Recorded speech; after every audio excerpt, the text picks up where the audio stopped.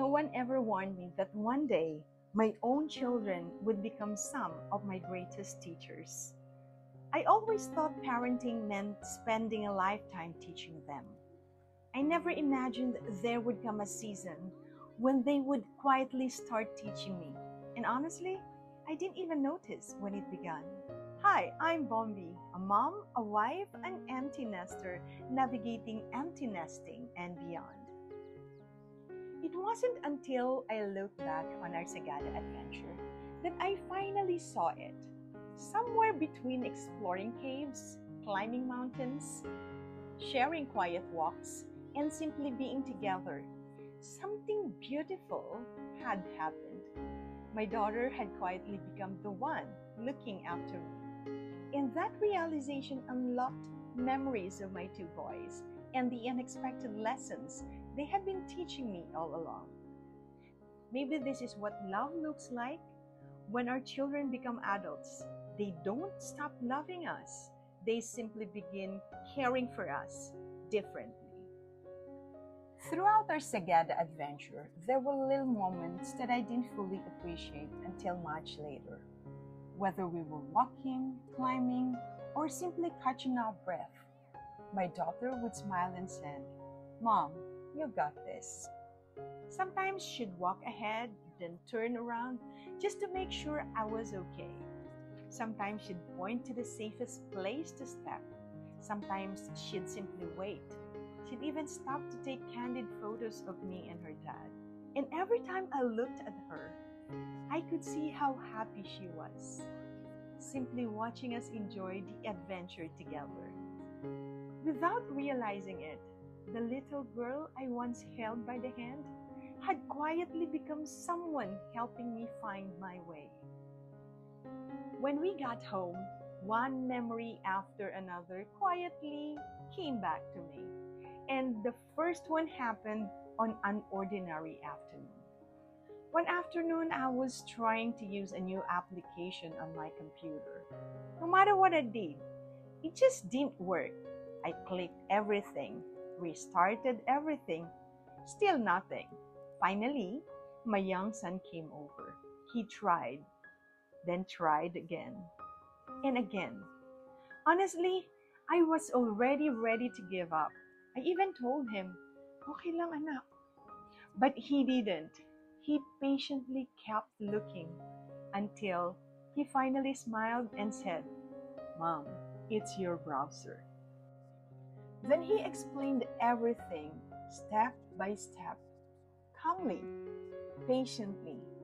There were no sighs, no, "Oh, Mom." He simply stayed beside me until everything worked. It wasn't the computer that stayed with me. It was the way he cared for me.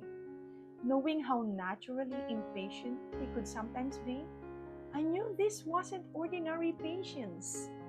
It was intentional. It was love. And in that ordinary moment, I felt deeply cared for. Maybe this is one of parenting's sweetest reward. One day, the love you've been giving for years quietly finds its way back to you. Then I remembered another conversation, this time with my eldest son. He had just started working then. One day he asked, "Mom, can we have lunch together?"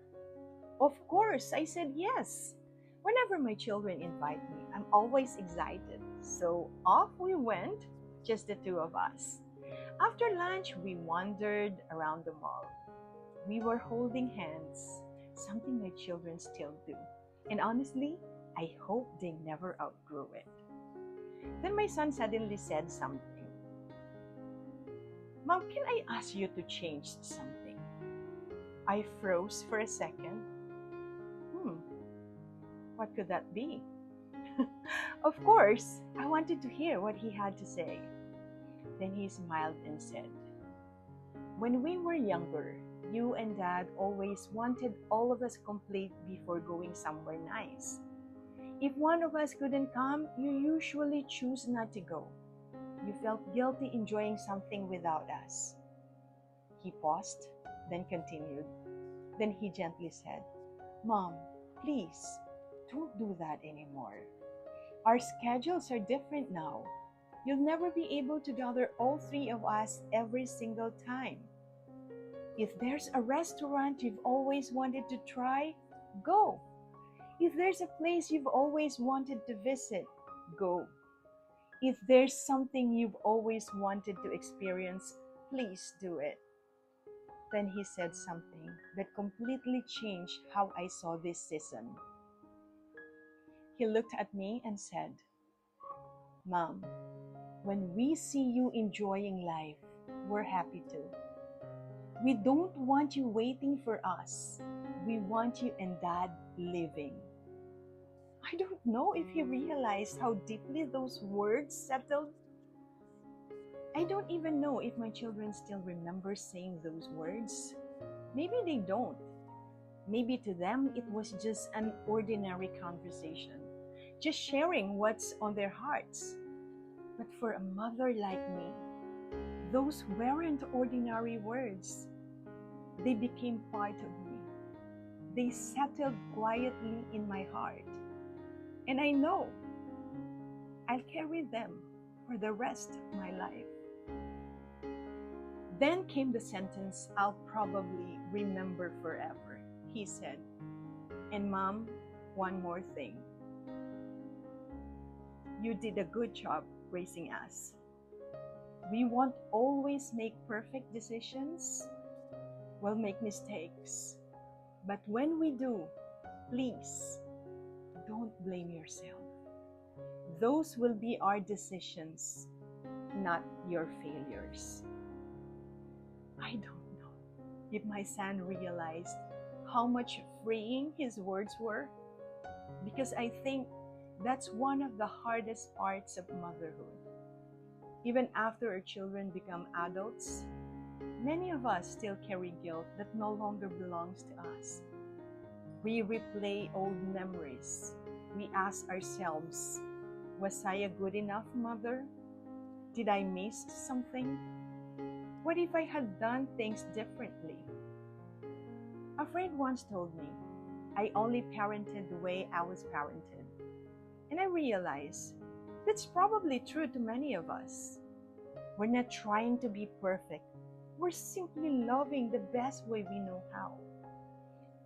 As for me, I lost my mother when I was only 8. So I didn't have the mother example to follow.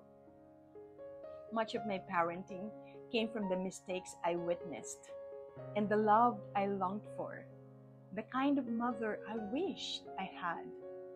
And through every stage, I kept praying, Lord, please teach me to become the mother my children need. Maybe that's why this season is teaching me something too. That loving our adult children also means trusting them to make their own choices and finally letting go of guilt that was never ours to carry. Looking back now, I realize something beautiful. Role reversal doesn't happen overnight. It happens quietly. One unforgettable trip to Sagada, one computer lesson, one walk through the mall, one heartfelt conversation, one gentle reminder at a time. People often ask me if empty nesting is lonely. Sometimes it is, but more often than not, it's surprisingly beautiful. Because just when you think your role as a parent is ending, God quietly begins another chapter. One where your children don't stop loving you. They simply find new ways of loving you. And perhaps that's one of the sweetest surprises of growing older. If today's story reminded you of your own children, I'd genuinely love to hear about them. Share in the comments, what's one lesson your child has taught you that you would never forget? Who knows, your story might be exactly what another parent needs to hear today. And if stories like this speak to your heart, I'd love to invite you to be part of our growing Bomb Beautiful family. Please don't forget to subscribe. And this is where life becomes Bomb Beautiful. Because life doesn't end at the emptiness, it simply begins a whole new journey of self discovery. After my children taught me how to embrace this new season, I realized there was one more person I needed to rediscover: me. And that meant making time for the things I had always loved, but rarely allowed myself to enjoy. I'll share that journey with you in the next episode. See you!